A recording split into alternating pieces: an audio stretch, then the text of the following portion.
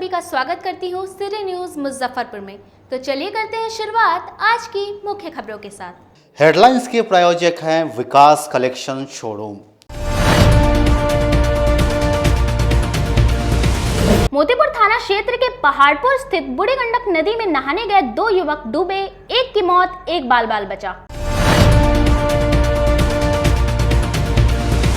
काजी मोहम्मदपुर थाना क्षेत्र के आमगोला में हुई युवक को गोली मारने मामले में पुलिस ने आरोपी को किया गिरफ्तार।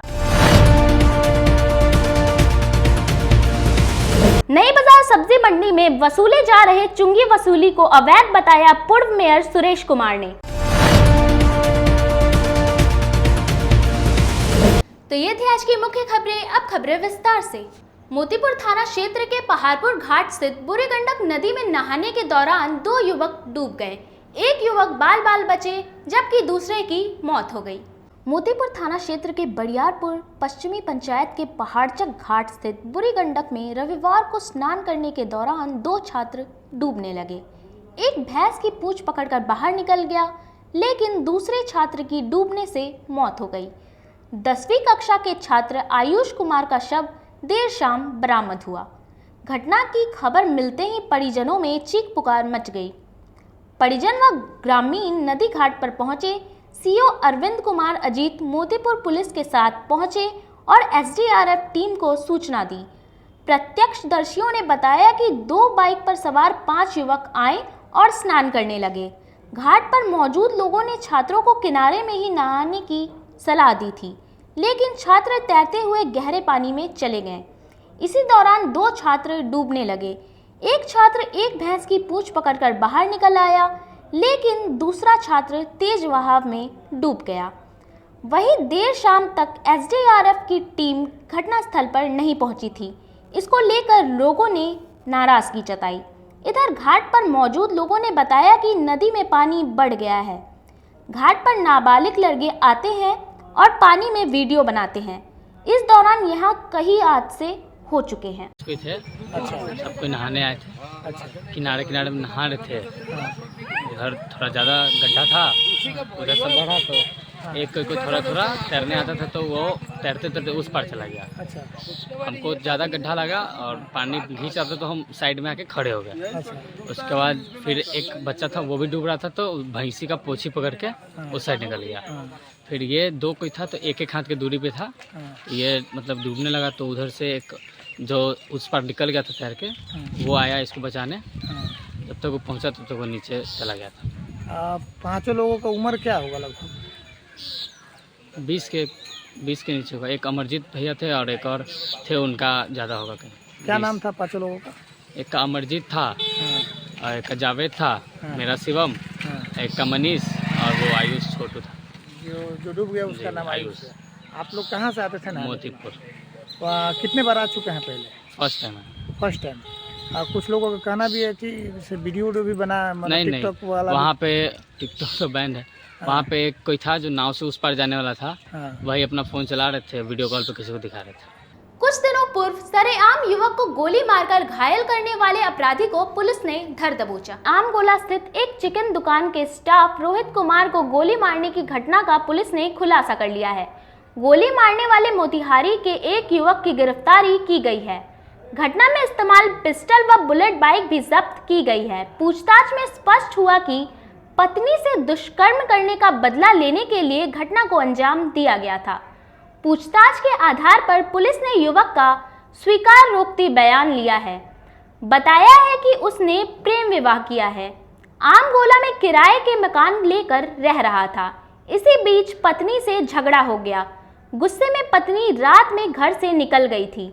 चिकन मीट शॉप के स्टाफ रोहित ने महिला को देखकर उसे अपनी दुकान पर रख लिया, लेकिन रात में उसके साथ गलत काम किया। महिला की मां उसे खोजते हुए पहुंची तो उसने चिकन शॉप में रोहित के साथ देख लिया। महिला वापस घर लौटी और पति से सुलह हो गई। उसने रोहित के बारे में पति को बताया। इसके बाद रोहित को गोली मारने के लिए युवक ने ठान ली। इसके लिए साजिश रचकर उसने बेगूसराय जाकर 40,000 रुपए में पिस्टल ली और गोली खरीदी। इसके बाद 9 जून की देर रात घटना को अंजाम दिया। मोहम्मदपुर थाना क्षेत्र के आमगोला में हुए मुर्गा दुकानदार के स्टाफ को गोली मारने का काजी मोहम्मद पुलिस ने उद्भेदन कर लिया है। जो शूटर हैं उसको पकड़ लिया गया है। इन्हीं से बात करते हैं और जानने के प्रयास करते हैं क्या हुआ था आखिर कि आप गोली चलाए थे। अरे पत्नी से थोड़ा सा झगड़ा हुआ था, बोला चली, जिसके कारण वो जा रही थी मम्मी के रूम पे, माई के बगल में ही रूम है। उसी दौरान जाते समय रास्ते में मुर्गा दुकान वाले ने उसके साथ रेप किया और उसके साथ रेप करने के बाद में उसको धमकी दिया कि अगर किसी से कहेगी तो रेप मार देंगे तुमको जान से। उसको मुर्गा काटने वाला चाकू छुरी दिखा रहा था। उसके बाद डरा धमका के उसके साथ दुष्कर्म किया। रेप किया। आपको कैसे पता चला और कब की घटना है ये? 11 तारीख की घटना है। 11 मई? हाँ, 11 मई की घटना है। अच्छा। और हमको 5 दिन के बाद में पता चला जब मेरी पत्नी मेरे साथ रहने से इनकार कर दी, तब हमको पता चला कि ऐसा घटना हुआ है। अच्छा। हाँ। उसके कितने दिनों के बाद आप घटना को अंजाम दिए? लमसम 1 महीने के बाद। अच्छा जी। ये जो हथियार वगैरह था, बुलेट था, आपका अपना था? हथियार मेरा था, बुलेट भी दोस्त से मांग के लाए थे। कहाँ किसका बुलेट था? मोतिहारी, नाम उसका? राजेश यादव। और हथियार जो है मेरा था। कहाँ से लाए थे? बेगूसराय से। कितने में खरीदे थे? 40,000 में। कितना दिन पहले खरीदे थे? लमसम घटना के 10 दिन बाद। घटना करने के बाद कहाँ भाग गए? मोतिहारी। मोतिहारी में भाग गए? जी। इतने दिनों से वहीं थे? हाँ। पुलिस कहाँ से गिरफ्तार किया है? पचदही। आगे क्या चाह रहे हैं? आगे हम निर्दोष है, हम चाहते हैं कि हमको इंसाफ मिले। मतलब गोली मारने का स्पष्ट कारण यही है कि आपके पत्नी के साथ गलत हुआ, इसके बाद आपने इस घटना को अंजाम दिया। जी जी जी। क्या नाम है आपका? सोहन कुमार। सोहन कुमार। तो साफ तौर पे आप देख सकते हैं कि इसको जेल भेजा जा रहा है और केस के आईओ संजीव कुमार दुबे मेरे साथ हैं।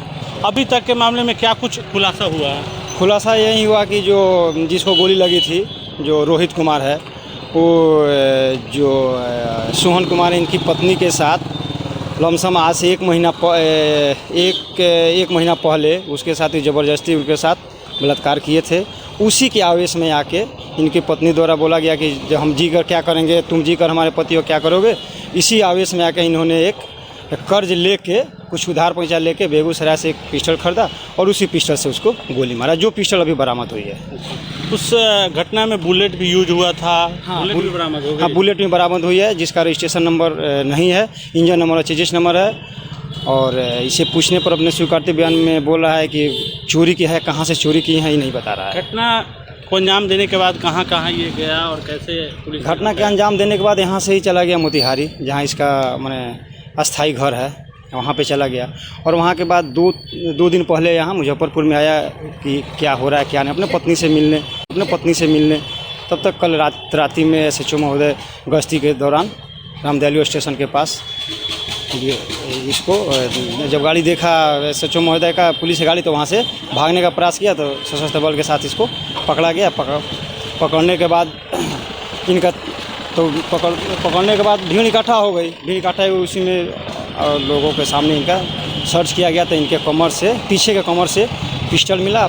और जब मैगजीन निकाला गया तो उसमें 3 गोली भी, जिंदा गोली भी बरामद हुई। इनका कहना था कि हम एक पिस्टल और 7 गोली लिए थे, जिसमें 4 गोली फायर कर चुके हैं और 3 गोली बचा हुआ है। जो 3 गोली हम ये जो आरोपी है जो दुष्कर्म की घटना को अंजाम दिए थे, उसको भी हिरासत में लिया गया है। इसके लिए अभी हम कुछ आगे बता नहीं पाएंगे। इस मामले में शूटर के अलावा और किसी को गिरफ्तार किया गया है? नहीं, शूटर के और किसी को गिरफ्तार नहीं किया गया है। इसको अभी जेल भेजा जा रहा है और आगे की प्रक्रिया जो कानूनी कार्रवाई हुई किया जा रहा है। तो साफ तौर पे ये जो गोलीबारी की घटना हुई थी ये क्लियर हो गया है। काजी मोहम्मदपुर थाना के पुलिस ने बीते 1 महीने के अंदर पूरे मामला का खुलासा कर लिया और जो ओरिजिनल शूटर है उसको गिरफ्तार कर लिया। उसके पास से घटना में जो हथियार इस्तेमाल हुआ था और बुलेट बाइक जो इस्तेमाल हुई थी वो भी बरामद पुलिस कर ली है। और पूछताछ के बाद इसको न्यायालय में प्रस्तुत कर जेल भेजा जा रहा है। वहीं आपको बता दें कि दुष्कर्म की जो घटना को अंजाम दिया था उनको भी हिरासत में रखा गया है। उनकी पत्नी को भी थाने पर लाकर पूछताछ की जा रही है। वरीय अधिकारियों का कहना है कि पूछताछ कर आगे की कानूनी कार्रवाई की जाएगी। मैं अपने सहयोगी विजय के साथ सोनू शर्मा, सिटी न्यूज़, मुजफ्फरपुर। शिवहर में सरेआम अपराधियों द्वारा मुखिया पति को गोली मारी गई, जिसकी SKMCH में इलाज के दौरान मौत हो गई। शिवहर जिला में अपराधियों ने बड़ी घटना को अंजाम दिया है। सोमवार की सुबह जिले के श्यामपुर भटा थाना क्षेत्र के रामबन रहुआ में बाइक सवार अज्ञात अपराधियों ने रामबन रहुआ पंचायत की मुखिया के पति और जन अधिकार पार्टी के नेता सुबोध राय की गोलियों से भूनकर हत्या कर दी, जिससे उनकी मौत हो गई। बताया जाता है कि मुखिया पति सुबोध राय रोज की तरह सोमवार की सुबह भी मॉर्निंग वॉक के लिए अपने घर से निकले थे। इसी दौरान अपराधियों के द्वारा इस घटना को अंजाम दिया गया। जानकारी के अनुसार अपराधियों ने ताबड़तोड़ उन्हें 3 गोलियां मारी। गोली लगते ही मुखिया पति घटनास्थल पर ही गिर पड़े, जिसके बाद परिजनों ने आनन फानन में उन्हें SKMCH में भर्ती कराया, जहां इलाज के दौरान उनकी मौत हो गई। मौत के बाद गुस्साए परिजनों ने SKMCH अस्पताल में जमकर बवाल काटा। मामले की जानकारी मिलते ही मौके पर अय्यापुर थाना की टीम पहुंची और आक्रोशित परिजनों को शांत कराया। लमसम 6 बजे का टाइम था, तो मेरे भाई सुबोध कुमार यादव टहलने गए थे और सिंह के दरवाजे पर गए हुए थे। तो उसका बाद हम भी पीछे से टहलते गए हुए थे। इतने देर में मोटरसाइकिल से 4-5 की संख्या में आया है, 2 मोटरसाइकिल से उसका अंधाधुंध गोली चलाने लगे हैं मेरे भाई पर, पंकज सिंह के दरवाजे पर। अच्छा, कुछ लोग को हम पहचान रहे हैं। किनको आपने नामजद किया है अभी FIR में? हाँ, उतना मेरे पास अभी सभी हम पहचान रहे हैं। 1-2 आदमी का नाम बताइए ना। नाम FIR में दर्ज कर दिए हुए हैं। अभी मेरा कुछ मार्क दूसरे टाइप का है। किस चीज़ का ये एक ऐसा पता चल रहा है कि वर्चस्व की लड़ाई में सुपारी पकड़ पे पैसा वैसा भी देखे? हाँ, टेंडर में दिया था मारने के लिए मेरे भाई के। कुछ दिन पहले मालूम था हमको। किनके द्वारा दिया गया था टेंडर?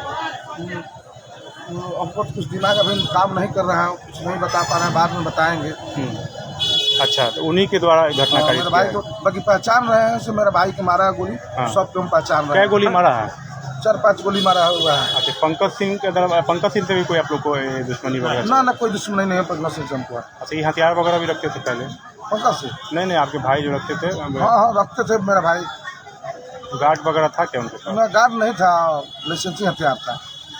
हथियार लेके नहीं गया था तो क्या मांग कर रहे हैं आप?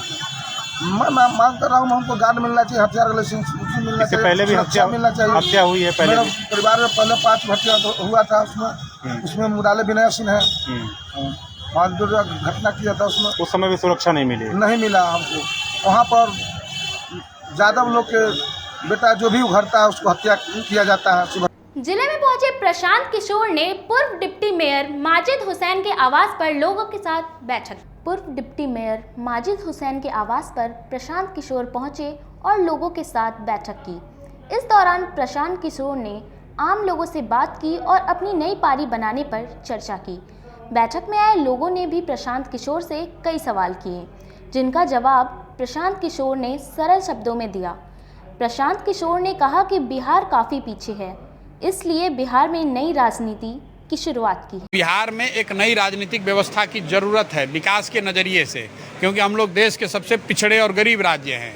और दूसरा, बिहार के मिट्टी में वो ताकत है कि यहाँ के लोगों को राजनीतिक वो समझ है। अगर उनको एक साथ एक मंच पर लाया जाए तो देश में अगर कहीं नई राजनीतिक व्यवस्था बनाई जा सकती है तो बिहार में ही बनाई जा सकती है। और तीसरा, हम इसी मिट्टी से आते हैं, इस मिट्टी का कर्ज है हमारे सर पे। अगर हम नहीं प्रयास करेंगे तो कौन प्रयास करेगा इस राज्य से?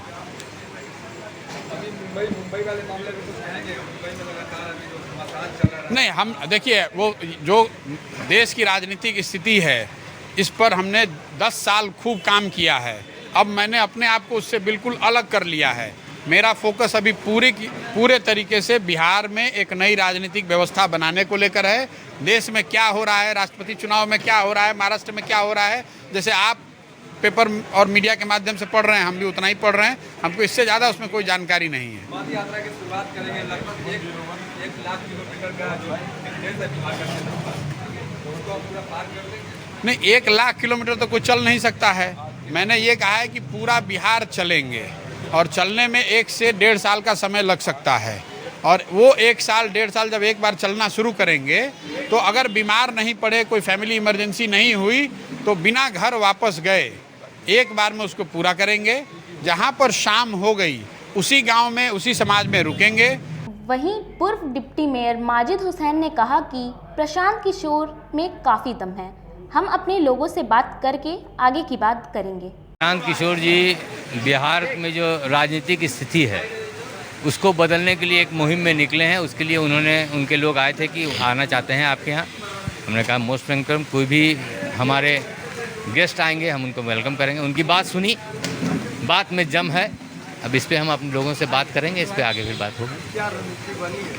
अभी रणनीति के बारे में हम लोग पब्लिक के गेट टुगेदर, आप लोगों के सामने लोगों ने सवाल रखा, मेरे मन में भी कुछ सवाल था, मैंने भी रखा, और भी जो भी यूथ थे उन्होंने अपनी अपनी बात रखी, उन्होंने उसकी जवाब दिया। अब लोगों फिर मुहिम उनका चल रहा है, देखते हैं। पहले उन्होंने भी खुद कहा है कि पहले हमको परखिए, उसके बाद आप जुड़िए। अग्निपथ योजना के विरोध में जाप छात्र परिषद के सदस्यों ने बिहार विश्वविद्यालय कार्यालय में तालाबंदी की। जन अधिकार पार्टी छात्र परिषद मुजफ्फरपुर की ओर से अग्निपथ योजना के विरोध में बिहार विश्वविद्यालय में तालाबंदी का कार्यक्रम किया गया और सरकार के विरोध में जमकर नारेबाजी की गई। वहीं पूर्व छात्र जिला अध्यक्ष सुल्तान अली ने कहा कि अग्निपथ योजना की आड़ में सेना में स्थायी भर्तियां बंद की जा रही हैं। मोदी सरकार ठेकेदारों पर सेना तैयार करना चाहती है। अभी पूरे देश में सरकारी सेवा में 60 लाख पद खाली हैं, जिसमें सिर्फ केंद्र सरकार में 26 लाख पद खाली हैं। उन पदों को भरने की जगह अब ऐसे अग्निवीर तैयार होंगे जिन्हें भाजपा नेता ही कह रहे हैं कि चौकीदार की नौकरी बिना बंद किए बिना क्या केंद्र सरकार अग्निपथ योजना चलाना चाहती है। कट जाएगी या 60 साल की 70 साल की जिंदगी होती है, उसमें 11 लाख रुपया क्या बचा रहेगा? युवा क्या करेगा? डकैत बनेगा, चोर बनेगा, उसको कौन नौकरी देगा? भाजपा वाले कहते हैं हम अपने यहाँ चौकीदार के रूप में रखेंगे। तो हमारा युवा जो देश में देश को बचाने के लिए सरहद पे खड़ा रहता है, क्या वो युवा चौकीदार करेगा एक पार्टी के कार्यालय का? हमारा ये अस्तित्व आ गया है। हम युवाओं का ये सोच है कि हम जाएंगे किसी का बॉडीगार्ड करने या हम किसी के लिए पार्टी के कार्यालय का रक्षा करने। हम देश की रक्षा के लिए तैयार हैं, हम देश की रक्षा के मरने के लिए तैयार हैं। उस स्थिति में हमको 4 साल हमारे मानसिक है पहले जिस तरह से था उस तरह से लागू किया जाए। वहीं रानू शंकर ने बताया कि केंद्र सरकार युवाओं के साथ खिलवाड़ कर रही है। जिस तरह वैकेंसी से बहाली होती थी उसे बंद कर 4 साल के लिए लागू करना, इससे साफ पता चलता है कि सरकार युवा की कोई सोच नहीं है। सरकार का जो ये हिटलर के रूप में दिया गया निर्देश कानून जो पारित किया गया है, भारत सरकार ने जो युवाओं के लिए क्रांतिवीर और क्रांति पथ का जो रास्ता अपनाया है और जो निर्देश दिया है कि हम 4 साल के लिए युवाओं को इस योजना में भर्ती करेंगे, और पुरानी सारी योजनाओं को उन्होंने बंद कर दिया है। सेना में बहाली की पुरानी सारी योजनाएं उनकी बंद हो गई है और नई योजना के विरोध में हम लोग युवाओं के भविष्य को लेके ये अपने हक, हकूक और अधिकार के सम्मान की लड़ाई के लिए हम लोग आज यहाँ विश्वविद्यालय में तालाबंदी के लिए आए हैं।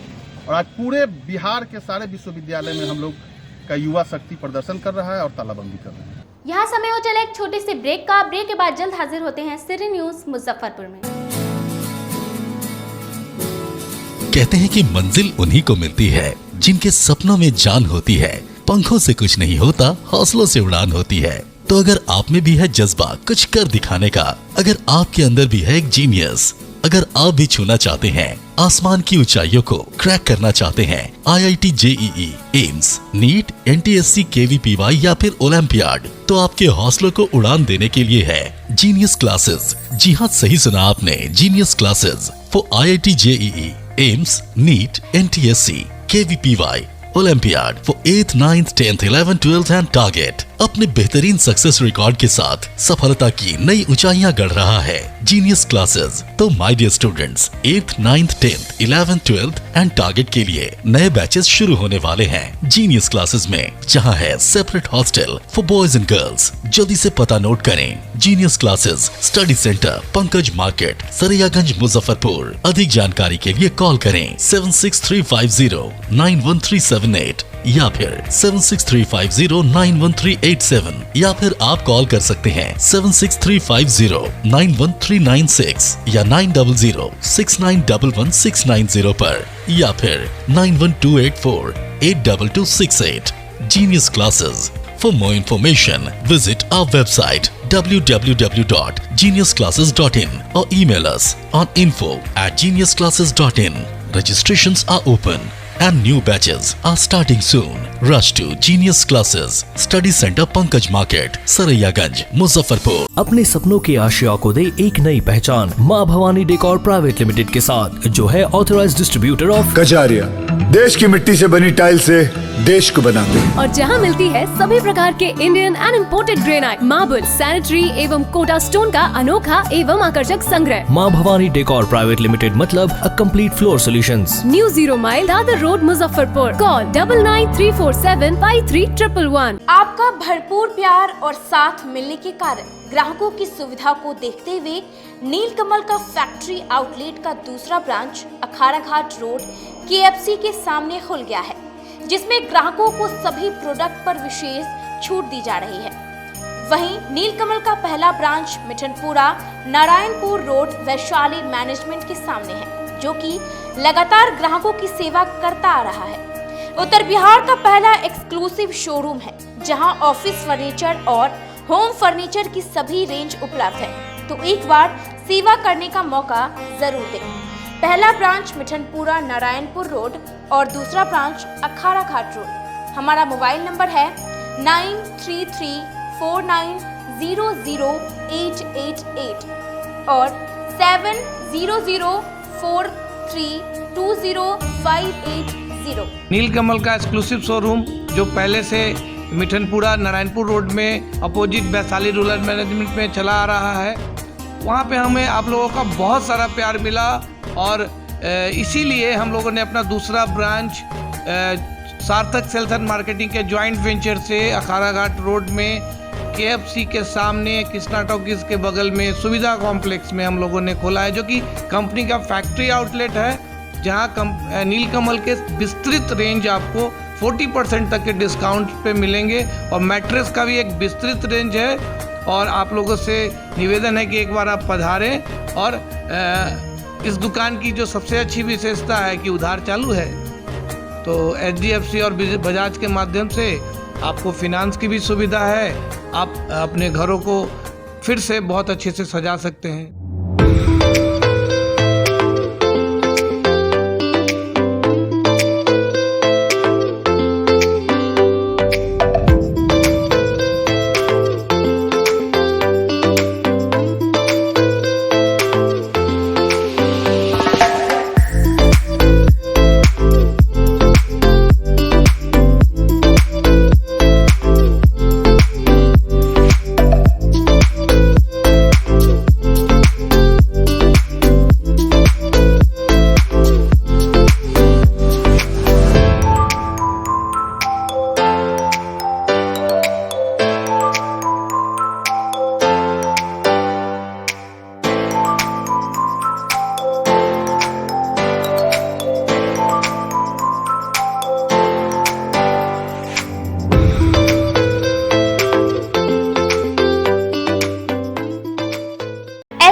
International School. If you want to give your child a strong foundation, the school of your dream. Play to 10th based on CBSE curriculum. हमारे यहाँ अनुभवी एवं प्रशिक्षित शिक्षकों द्वारा बच्चों के देखभाल के साथ स्मार्ट क्लास द्वारा शिक्षण की सुविधा है। कक्षा 1 से 10 तक कंप्यूटर की मुफ्त शिक्षा के अलावे छात्र एवं छात्राओं के संगीत तथा नृत्य की शिक्षा की भी व्यवस्था है। पूरा स्कूल CCTV कैमरे से लैस है। स्कूल में बच्चों का नामांकन फ्री किया गया है। हमारे यहाँ अपने बच्चों के उज्जवल भविष्य के लिए जरूर पधारें। हमारा पता है बांध road, Shekhpur, Akhara Ghat, Muzaffarpur. Our contact number is 8757652616 and 9955132616। हमारे स्कूल का कुछ मेन फीचर्स है, जैसे बच्चों की देखभाल करना। हमारे यहाँ पुस्तकालय वगैरह की पूरी अच्छी तरीके से व्यवस्था है। क्लासरूम सारा बना हुआ है। CCTV कैमरे से हमारा क्लासरूम डेकोरेटेड है। सिक्योरिटी के भी विजन से हमारा क्लासरूम बहुत प्रोटेक्टेड है। हमारे यहाँ जो भी शिक्षक शिक्षिकाएं आई हैं पढ़ाने के लिए, वो काफ़ी वेल एडुकेटेड हैं और वेल वर्स्ड भी हैं। हमारा विद्यालय भी चारों तरफ से बना हुआ है। हमारे यहाँ लैब बहुत अच्छे से बना हुआ है। कंप्यूटर की फ्री शिक्षा हम इस बार इसको दे रहे हैं। हमारे यहाँ नामांकन प्रारंभ है। फैशन की दुनिया में कदम से कदम मिलाकर चलना चाहते हैं, वो भी कम बजट में, तो एक बार जरूर जाएं मोतीझील पूजा बाजार स्थित विकास कलेक्शन शोरूम में। यहाँ रेमन, पार्क, यूएस पोलो, मुफ्ती शर्ट, ब्लैकबेरी के एक्सक्लूसिव रेंज उपलब्ध हैं। इसके अलावा सियाराम के कोट पैंट, ब्लेजर और शेरवानी भी उपलब्ध है। सभी ब्रांड में एक पीस के खरीद पर 20% तथा 2 पीस के खरीद पर 30% की विशेष छूट दी गई है। तो हमारे यहाँ एक बार अवश्य पधारे। हमारा पता है विकास कलेक्शन, बीबी कॉलेज स्कूल के अपोजिट पूजा बाजार, मोतीझील। हमारा संपर्क नंबर है 9835104722। हाँ, पहले आप लोग का नमस्कार। मेरे यहाँ विकास गारमेंट जो पूजा मार्केट मोतीझील में है, लगन के शुभ अवसर के लिए कोट पैंट, ब्लेजर, विंटर के जैकेट, स्वेटर, मतलब सब चीज़, शेरवानी, अंडर गारमेंट, सारे चीज सब ब्रांड में, टी शर्ट भी सब वो है, और राउंड में टी शर्ट है, गोल गला में टी शर्ट है, सभी तरह का ब्रांड है। और सबसे अच्छा ये है कि हम ऑफर देते रहते हैं। अभी मोस्टली सावित्री, चमकी यानी दिमागी बुखार के बारे में जानती है? सुने तो है, पर भैया इस बीमारी से बचा कैसे जाए? बच्चा लोग को रात में सोने से पहले भरपेट खाना खिलाना, सुबह बच्चों को देखना कि बच्चा में चमकी का कोई लक्षण तो नहीं है, बच्चों को तेज धूप से बचाना, दिन में 2 बार स्नान कराना, और कुछ? गर्मी के दिन में बच्चा लोग को ORS या नींबू चीनी पानी का घोल पिलाना चाहिए। बच्चों को इससे बचाया जा सकता है और इसका इलाज संभव है, लेकिन इलाज समय पर होना चाहिए। बच्चा बुतरू में लक्षण दिखे तो तुरंत अपने गांव की आशा ANM को खबर करना चाहिए और नजदीकी स्वास्थ्य केंद्र से सलाह लेना चाहिए। सतर्कता और एहतियात रखें, चमकी को दूर भगाएं। पढ़ने को बोलते हो तो पढ़ते हैं, बोलते हो तेज धूप में मत खेलो तो नहीं खेलते, बड़ों के पैर छुओ तो छूते हैं। हम आपकी सब बात मानते हैं, गर्मियाँ लौट आई हैं, अब आप भी हमारी एक बात मानो। चमकी बुखार को पहली धमकी। रात सोने से पहले बच्चों को खाना जरूर खिलाओ। चमकी को दूसरी धमकी। सुबह खुद जागो तो बच्चों को भी उठाओ, कहीं बेहोशी या चमक तो नहीं। चमकी को तीसरी धमकी। बेहोशी या चमक दिखते ही 102 पे फोन करके एम्बुलेंस बुलाओ या नजदीकी गाड़ी से तुरंत अस्पताल ले जाओ। तो फिर कर लो कमर, उठा लो लाठी, चमकी को धमकी देने की कर लो तैयारी। मैं पूरे जिले वासियों से अपील करना चाहता हूं कि ये महीने जो विशेष रूप से मई और जून के महीने होते हैं, इसमें प्रायः पिछले वर्षों के जो अनुभव रहे हैं, चमकी के काफ़ी मामले आते हैं और जो मुख्य रूप से प्रभावित लोग होते हैं वो बच्चे हैं और इनको समय पर चिकित्सा मिलना और इनको ये चमकी बुखार न हो, ये सारी व्यवस्था सुनिश्चित करने का लगातार प्रयास किया जा रहा है और प्रत्येक पंचायत में इसको लेकर जागरूकता के अभियान चलाए जा रहे हैं। उद्देश्य बड़ा स्पष्ट है कि ये महीने मुख्य रूप से गर्मी के होते हैं, बच्चों को यथासंभव धूप में न निकलने दिया जाए, बच्चों को कुछ न कुछ खिला करके ही सुलाया जाए। बच्चों को सुबह यदि जगने में लेट होता है तो तुरंत उसको देखना चाहिए कि बच्चे हमारे क्यों नहीं जग रहे हैं, और यदि थोड़ा सा भी संदेह होता है कि बच्चों को कोई बुखार या चमकी के लक्षण या हाथ पैर में ऐंठन या कोई भी ऐसी स्थिति जो कि साधारण नहीं है, सामान्य नहीं है, तो पेरेंट्स को तुरंत ध्यान देना है और नज़दीकी प्राथमिक स्वास्थ्य केंद्र पर बिना समय जाया किए हुए ले जाना है।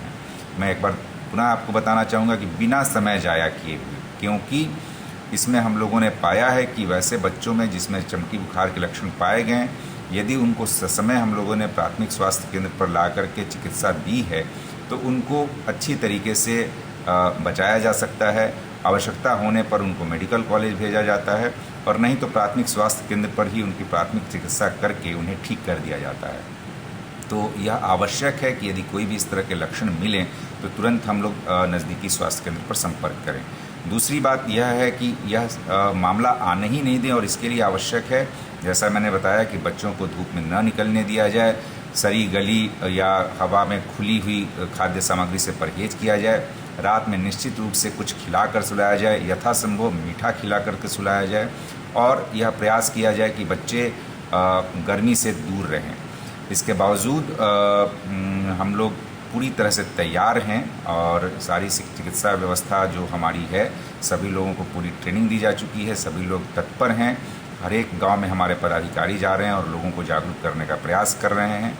आप सभी लोगों के पास अपने नज़दीकी स्वास्थ्य केंद्र का, ANM दीदी का, आंगनबाड़ी सेविका का और आशा दीदी का नंबर आपके पास रहना चाहिए कि यदि आवश्यकता हो तो आप तुरंत संपर्क कर सकें। सरकार के स्तर पर यदि आप यह भी सुविधा दी गई है कि यदि आप किसी भी वाहन से अपने प्राथमिक स्वास्थ्य केंद्र पर आते हैं तो उस वाहन की राशि सरकार के द्वारा प्रतिपूर्ति की जाएगी। तो एक बार मैं पुनः अपील करना चाहता हूं कि चमकी बुखार को दूर भगाना है, मुजफ्फरपुर को इससे बचाना है और इसके लिए आप सभी का सहयोग, सभी की जागरूकता आवश्यक है। इसलिए आप लोग मिल करके, हम लोगों के साथ मिल करके चमकी बुखार को दूर भगाने में और इससे हम लोग इसको बिल्कुल इस साल ना आने दें और यदि केस आते भी हैं तो तुरंत हम उससे चिकित्सा करके ठीक कर सकें। इसमें आप सभी की भागीदारी अपेक्षित है। ब्रेक के बाद आप सभी का एक बार फिर से स्वागत है। तो चलिए रुक करते हैं अन्य खबरों की ओर।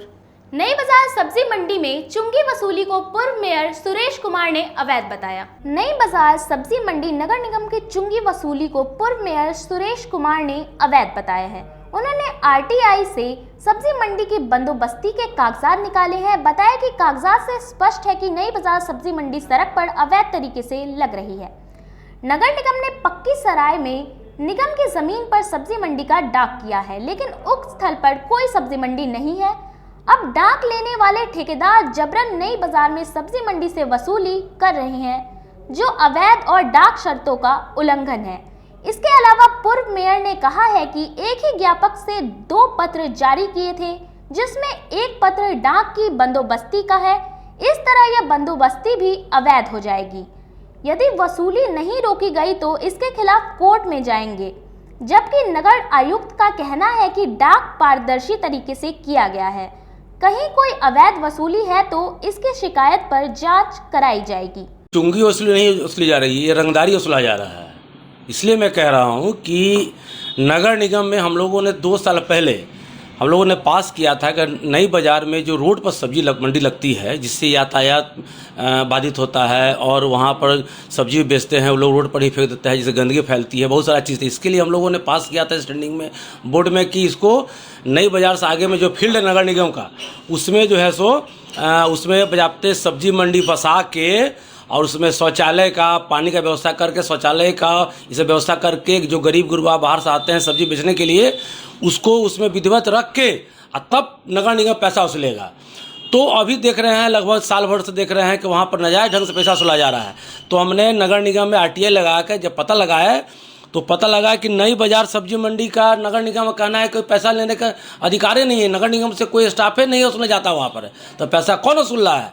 दूसरी बात कि नगर आयुक्त के साइन से 2 पत्र निकला है नगर निगम से, उसमें एक जगह 6 जगह का टेंडर लिखा हुआ है, एक जगह 7 जगह टेंडर लिखा हुआ है और दोनों का पत्रांक ज्ञापांक एक ही है। इसका मतलब नगर निगम नगर आयुक्त के साइन से फर्जी काम स्टाफ करता है।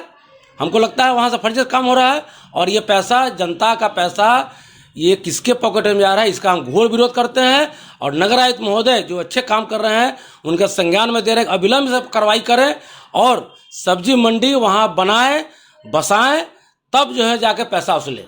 मेरा ये मांग है, क्योंकि इससे गरीब जनता पिसा रही है। नगर निगम का बहुत जगह है, वहाँ नए बाजार के आगे में जो है सो फील्ड है, उसमें बसाए सब्जी मंडी, तब पैसा वसूले।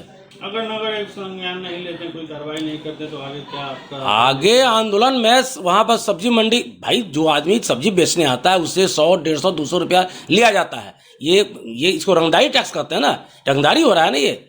अगर ये सच्चाई है, नगर आयुक्त महोदय का अगर जान रहे हैं कि पैसा वसूलना है तो विधिवत बढ़िया ढंग से मंडी बनवाए तब पैसा वसूलवाए। समरनालय परिसर में जन विकास मोर्चा के सदस्यों ने ट्रेड लाइसेंस और यूजर टैक्स के विरोध में अनशन की शुरुआत। नगर निगम मुजफ्फरपुर द्वारा ट्रेड लाइसेंस यूजर टैक्स जलकर वसूलने के खिलाफ में जन विकास मोर्चा के कार्यकर्ताओं ने समरनालय परिसर में अनिश्चितकालीन अनशन चालू किया। वहीं जन विकास मोर्चा के महासचिव आनंद पटेल ने बताया कि नगर निगम शहर वासियों के खिलाफ तानाशाही वाला रवैया अपना रही है, जबरन टैक्स वसूली की जा रही है। शहर की स्थिति नरकीय बनी हुई है, इस पर नगर आयुक्त का ध्यान नहीं है। वहीं दुकानदारों से ट्रेड लाइसेंस के नाम पर वसूला जा रहा है। हम लोगों ने आज संकल्प लिया है कि जब तक नगर निगम ट्रेड लाइसेंस, यूजर टैक्स, जलकर टैक्स वापस नहीं लेती, तब तक हम लोगों का अनशन जारी रहेगा। उन्होंने कहा कि आज मजबूर होकर अनशन पर बैठना पड़ा कि जीएसटी के रहते हुए ट्रेड लाइसेंस की कोई ज़रूरत नहीं है। यह तेहरी कर है, यह तेहरी कर जनता भुगतान नहीं कर पाएगी और छोटे छोटे दुकानदार समाप्त हो जाएंगे। उन्होंने कहा कि जिला अधिकारी को बताना चाहते हैं कि या तो यह टैक्स वापस होगा या मेरी जान जाएगी। आज मजबूर होकर के अनशन पर बैठना पड़ा है। मजबूर इसलिए होना पड़ा कि हम लोग प्रधानमंत्री, राष्ट्रपति, मुख्यमंत्री और जिला अधिकारी को सबसे पहले पत्र लिखा था कि ये जीएसटी रहते हुए ट्रेड लाइसेंस का कोई ज़रूरत नहीं है, इसको वापस ट्रेड लाइसेंस को लेना चाहिए, पानी कर को वापस लेना चाहिए, सफाई कर को वापस लेना चाहिए। ये तेहरी कर है, ये तेहरी कर यहाँ के जनता भुगतान नहीं कर पाएगा तो छोटे छोटे दुकानदार समाप्त हो जाएंगे। ये बात हम लोगों ने तमाम पदाधिकारी, तमाम नेता को कहे थे, लेकिन ये इन लोगों ने बिल्कुल कोई इस पर कार्रवाई नहीं किया। तो 9 जून को यहाँ जन विकास मोर्चा के बैनर तले मुजफ्फरपुर बंद किया गया और बंद में व्यापक दुकानदार बंद का समर्थन किया और समर्थन करने के बावजूद, दुकान बंद होने के बावजूद आज तक न जिला अधिकारी महोदय द्वारा और न ही नगर आयुक्त के द्वारा को किसी तरह का ये जो जबरन जो टैक्स वसूली हो रहा है इस पर रोक लगाए। तो अंतोगतवा हम लोगों को अनशन पर बैठना पड़ा। ये जिला अधिकारी जी को हम आगाह कर देना चाहते हैं कि हम या तो टैक्स वापस होगा या मेरा जान जाएगा। ये पूरा जो है इस हिसाब से हम लोग आज अनशन स्थल पर बैठे हुए हैं और जितने भी यहाँ साथी हैं वो सब क्रांतिकारी संघर्षशील लोग जो है यहाँ बैठे हुए हैं। जैसे जैसे लोगों को पता चलेगा कि अनशन पर आनंद पटेल जी, राजेश कुमार जी अनशन पर बैठे हुए हैं तो समझ लीजिए कि मुजफ्फरपुर के एक एक कार्यकर्ता, एक एक सामाजिक, राजनीतिक और विभिन्न जल जंगल पर्यावरण पर काम करने वाला कार्यकर्ताओं का यहाँ हुजूम जब जुटेगा तो जिला अधिकारी को सोचने पर मजबूर होना पड़ेगा। छोटी कल्याणी स्थित निजी विवाह भवन में शिवसेना समिति के सदस्यों ने श्रावणी मेले में शिविर लगाने को लेकर बैठक की। श्रावण महीने में पहले से ही जल लेकर गरीब स्थान मंदिर आने वाले कांवरियों की मदद को लेकर शिवसेना समिति मुजफ्फरपुर की ओर से शिविर को लेकर छोटी कल्याणी चौक स्थित एक निजी विवाह भवन में बैठक आयोजित की गई। बैठक करते हुए शिविर को बेहतर तरीके से किए जाने को लेकर चर्चा की गई। कोरोना महामारी के कारण 2 वर्षों से शिविर नहीं लगाया गया था। कोरोना महामारी घटते और सरकार के निर्देश मिलने के बाद शिवसेना समिति की ओर से कुढ़नी के चंद्रहट्टी NH 77 पर 13वें निःशुल्क कांवरिया सेवा शिविर का आयोजन किया जाएगा। समिति के संयोजक मुकेश कुमार पटेल ने सभी लोगों से शिविर को लेकर राय ली और सभी ने इस पर सहमति जताई। समिति के संयोजक मुकेश कुमार पटेल ने कहा कि शिविर में कांवरियों की सेवा के लिए चाय, बिस्किट, नाश्ता और डॉक्टर और दवा की सुविधा उपलब्ध रहेगी। मौके पर अनिल कुमार, सत्यनेश शरण, प्रमोद कुमार, रोहित कुमार, कुमोद कुमार, त्रिलोकी, आशीष, रविंद्र सहित समिति के दर्जनों सदस्य मौजूद रहे। शिव सेवा समिति के शिविर लगने के आयोजन में बैठक किया गया है। सभी सदस्यों को अपने अपने कार्य की जानकारी दी गई है। 2 साल से शिविर नहीं लगने के कारण इस बार प्रशासन के आदेश मिलते ही हम लोग ने अपनी तैयारी शुरू कर दी है। सभी सदस्यों ने अपने सहमति से यह निर्णय लिया गया है कि किस तरह कैसे कैसे बाबा की सेवा की जाए और हमारी सेवा में निःशुल्क भंडारा, चाय, बिस्किट, मेडिकल, ठंडा पानी, गर्म पानी की सुविधा रहेगी एवं डाक कांवरियों के लिए गर्म दूध, पानी, जल इत्यादि की व्यवस्था रहेगी। कितने सालों से आपका यह शिविर लगता है? विगत 13 सालों से हम लोग का लग रहा है ग्राम चंद्रहट्टी कुढ़नी प्रखंड में। समरनालय परिसर में जिला कांग्रेस ने अग्निपथ स्कीम के विरोध में सत्याग्रह किया। अखिल भारतीय कांग्रेस कमेटी के निर्देशानुसार आज समरनालय परिसर में जिला कांग्रेस कमेटी के द्वारा सरकार द्वारा लाई गई अग्निपथ योजना के विरोध में 1 दिवसीय सत्याग्रह पर बैठे हैं। वहीं जिला अध्यक्ष अरविंद कुमार मुकुल ने बताया कि अग्निपथ योजना को वापस लेने के लिए 1 दिवसीय सत्याग्रह पर बैठे हैं। यह जो अग्निपथ योजना है, जो बेरोजगार छात्र नौजवानों के पेट पर लात मारने के बराबर है। जितने भी मजदूर किसान हैं, उनका पुत्र देश के प्रहरी बना हुआ है। 4 साल का जो भर्ती करने का लागू किया है, ना उसके ग्रेजुएटी मिलेगी ना पेंशन मिलेगा। यह तमाशा बन गया है।